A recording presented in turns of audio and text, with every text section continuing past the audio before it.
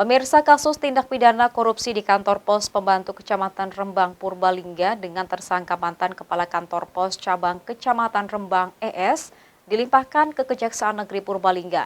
Pelimpahan dilakukan untuk pemeriksaan berkas tersangka dan barang bukti sebelum dilimpahkan ke Pengadilan Tipikor Semarang.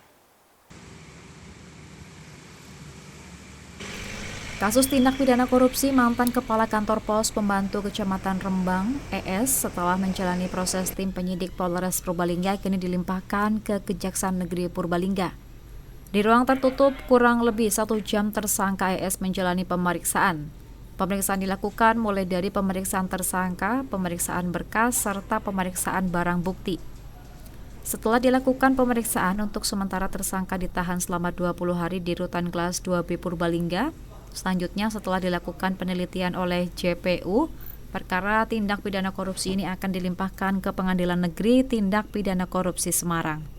Pelimpahan tersangka dan barang bukti dari penyidik Polres Purbalingga terkait dengan tindak pidana korupsi yang terjadi di kantor pos Rembang itu atas nama tersangka ES. Hari ini dilakukan tahap 2 setelah dilakukan pemeriksaan oleh penuntut umum pada Kejaksaan Negeri Purbalingga, kemudian diteliti juga kelengkapan administrasinya serta barang bukti.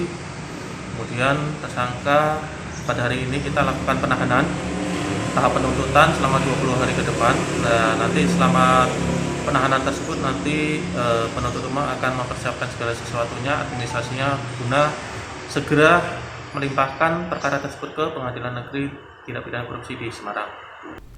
Seperti diketahui sebelumnya, tersangka ES 30 tahun mantan Kepala Kantor Pos Pembantu Kecamatan Rembang ini diamankan polisi terkait tindak pidana korupsi uang kas kantor pos dan benda pos sebesar 300 juta lebih, uang penjualan benda pos sebesar 2 juta lebih.